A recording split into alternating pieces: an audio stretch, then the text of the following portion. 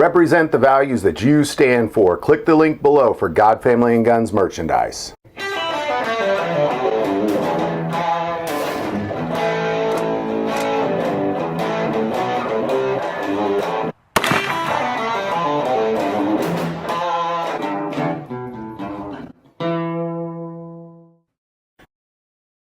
Welcome to a series called The End of Times, where we're going through the book of Revelation verse by verse to see what it is we can expect to happen, but more importantly, what it is we should be doing in the end times. And as we've gone through this book of Revelation, we've reached a place where we see the beast again, and the beast is being ridden by a harlot. And we've spent several episodes talking about the harlot, and then as we talked about the beast, I discussed that I was going to break it up essentially into 3 sections. We're going to talk about the 10 horns, then the 7 heads, and then the beast itself. And as we've gone through that, we've talked about the 10 horns for the last 2 episodes. I'm going to just strongly encourage you to go back and watch previous episodes. I've said this in many episodes, but it's kind of ridiculous to suggest that you could just jump in a section kind of like this and then say, well, because I know a verse, or I know this verse, or somebody explained this one verse to me 10 years ago, that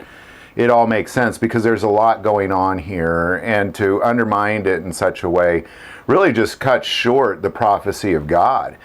So go back and watch the other episodes, but where we've talked about the 10 horns for the last 2 episodes at least, so we'll just pick it up where we left off.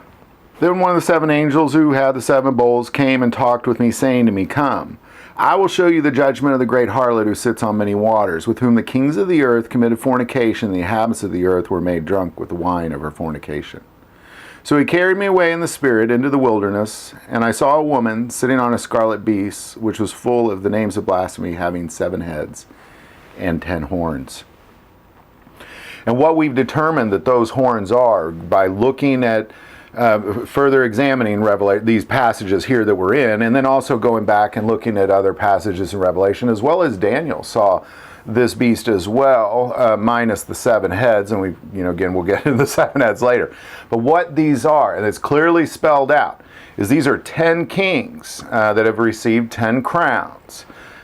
3 of these kings or these horns, they're plucked out, they're removed from power, killed, eliminated, thrown to jail, something, or just canceled out of the power of 10 or whatever that may be, and replaced by the Antichrist. And they have, what we know about these kings is they have no kingdom as of yet.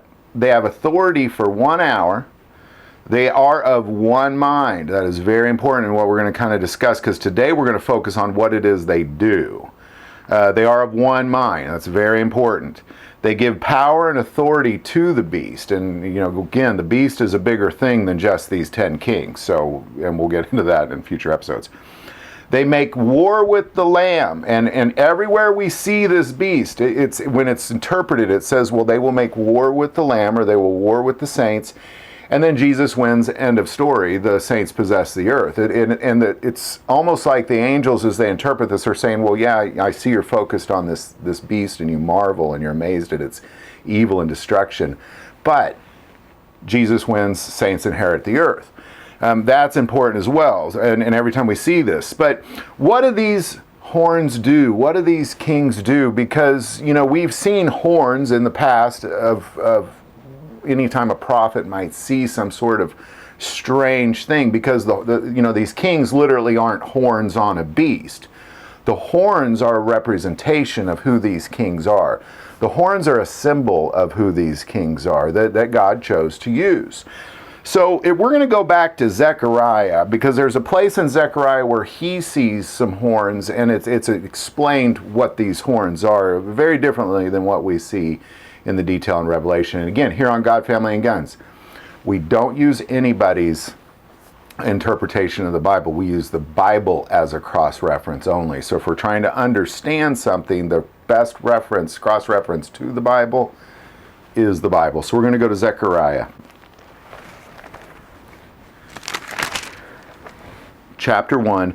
Now, what's going on in Zechariah? And this is very important you understand this too, because we've talked about Zechariah 1 quite a bit on this channel, because this is where Zechariah also sees the horsemen. And immediately after, or during the same period of this same prophecy where he sees the horsemen, and God's and the angels is expressing to him what God's plan is to do with Israel and Judah after the 70 years of captivity, it says this in 18. Then I raised my eyes and looked, and there were 4 horns. And I said to the angel who talked with me, what are these? So he answered me, these are the horns that have scattered Judah, Israel, and Jerusalem. Then the Lord showed me 4 craftsmen. And I said, what are these coming to do? So he said, these are the horns that scattered Judah, so that no one could lift up his head. That's some serious persecution right there. But the craftsmen are coming to terrify them, to cast out the horns of the nations that lifted up their horn against the land of Judah, to scatter it. So here what God's talking about is that there was this moment in time where kings came.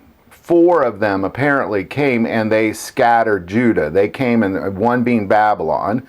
And I kind of want to talk about a thing that's referred to as the Levant. The Levant is the kind of what was the Middle East region was referred to around 500 BC, and there were certain kingdoms like Egypt. There was Babylon, there was Persia rising, there was, of course, Greece kind of making a rise at the time. There was Libyans, there was Lebanese, there was Arabians. I mean, it was referred to as the Levant, and there were many kings. This was it wasn't just the Babylonian Empire. Now, the Babylonian was the first real empire to kind of dominate everything. So these 4 horns were kings or kingdoms, because remember we said don't confuse that. So these 4 kings or kingdoms came from the Levant, and there was a lot of things that played out with these kings leading up to the captivity of Israel. So when Judah was being besieged by Babylon, they kind of would pay homage to Babylon to not destroy them, and they kind of have a really reasonable arrangement. But then the king, I believe it was Zechariah, then sided with the Egyptians, and that of course made Babylon angry. And so there's a lot of things playing out here with horns, with kingdoms, when it comes to the first destruction of and besiegement and enslavement of Israel.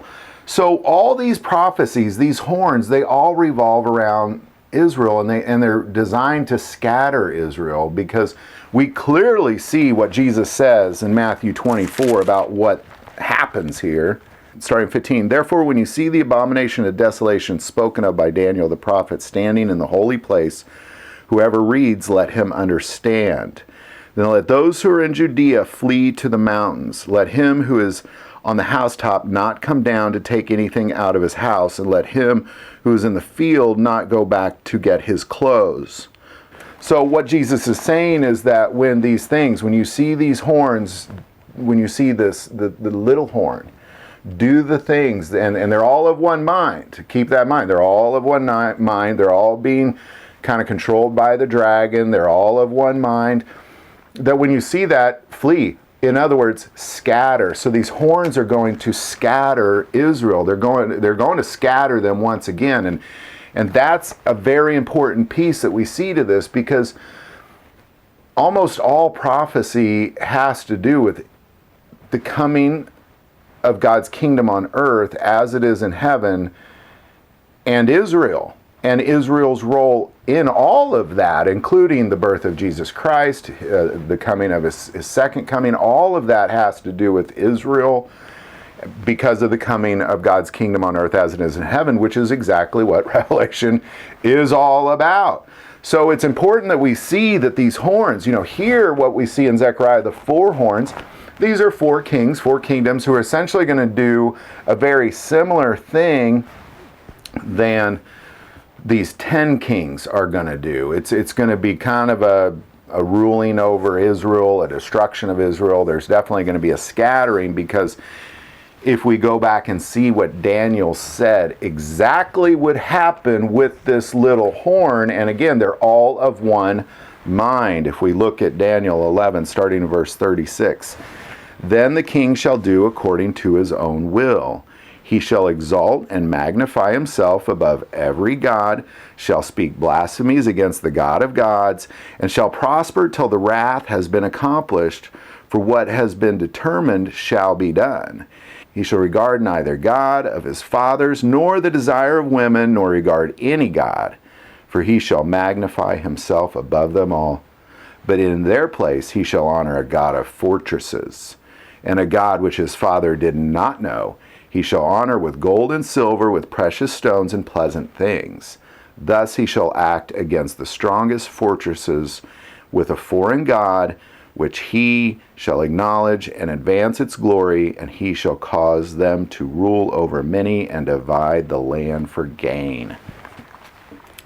This is what this is all about. This is, so these 10 horns, they are of one mind, and this is happening. And now Israel's clearly scattered. What Jesus said, when you see that abomination, when you see that thing happen, if you're on the roof, like, just jump off, run. If if you're in the field, don't get clothes, don't get food, don't get nothing. Just run. This is a scattering of Israel because of what these 10 kings of one mind are going to do. But don't let it end that. Like, we can still get detail. That's what's so beautiful about this Daniel 11. Let's go. Because again, there's 10 of them, and they're all of one mind. And then this happens in verse 40. At the time of the end, the king of the south shall attack him. Okay, there's the fall of one horn. And the king of the north shall come against him like a whirlwind, with chariots, horsemen, and with many ships, and he shall enter the countries, overwhelm them, and pass through. He shall also enter the glorious land, and many countries shall be overthrown. But these shall escape from his hand: Edom, Moab, and the prominent people of Ammon. Edom, Moab, and Ammon, we said in an earlier episode, is Jordan. And, I believe, if people were to ask me, well, where is safe during the end times? I believe that Israel's, obviously Israel's going to be there and all the way to Jesus' second coming, but I don't believe it's safe there. But I do believe Jordan will be safe, because they essentially escaped the Antichrist somehow. And when Jesus sets his feet on the Mount of Olives and it splits that mountain in two, that makes a valley for the people of Jerusalem to flee straight into Jordan. So, just kind of a side note there. But to understand what these kings are doing, if you were to say, well, what do these 10 kings do? Well, they're of one mind. They will conquer Israel, and they will scatter them, and at the very least they're going to destroy Egypt and several other countries around there, at the very least. And that's what we're looking at here. And it's important that we don't get off track on what do these 10 kings do. There's a lot of assumptions that can be made, because they are the ultimate power in the entire world, and there's a lot of things that they say about taking the mark, doing these other things. So it's not just about Israel as far as what we can see. Now, the prophecy is just about Israel, but as far as what we can see, the rest of the world, we know that they are of one mind. They are the strongest power in the world, and they make the citizens of the world receive the mark of the beast. But in addition to that, we see the detail of what's actually taking place in Jerusalem, because that is going to be, it is the front line of the spiritual war between the dragon and a third of the angels, Michael, and 2/3 of the angels, the Antichrist and the 10 kings, and the saints. It's not a pretty place to be. It's definitely not a safe place to be, that's for sure, but that's what this prophecy is about. When you look at the saints, when you look at the 144,000 Jews warring with the saints, because we've clearly spelled that out in many episodes. If you haven't watched the other episodes, the warring of the saints is brought up dozens of times in Revelation, and even every single prophecy about the end times talks about the saints inheriting the earth. But it's a war, and the saints they prevail for 3.5 years with the 144,000 Jews, and that most likely is going to be east of Jerusalem somewhere. So, and then these 10 kings, that's the war. So please understand that there's a lot. Obviously, it affects the entire planet, but the war is between the saints, 144,000 Jews, the dragon, a third of the angels that are fallen, Michael, 2/3 of the rest of the angels, and the world is just a byproduct of the victimization of all that. So I'd love to hear your thoughts on all that. I kind of just blasted into these 10 horns. That's why I wanted to do the other episodes first, to kind of, well, let's make sure we know that what these are first before we try to understand what it is they do. So hope this video helps. This isn't the end of the 10 horns. We'll talk about it a little bit more next time. And I think even in my own self, as I kind of spoke about this, I even raised some own questions in my own mind. So keep following. It's good stuff we're digging through here. I hope this was more helpful than confusing. Leave your comments below. If you like this video, click like and subscribe. If you feel called to support this channel through Patreon, that link is also below. But the most important part of this channel is we take prayer requests, so don't ever hesitate to send that in. Thank you for watching this episode of God, Family, and Guns. And as always, love God, love your family, and love guns.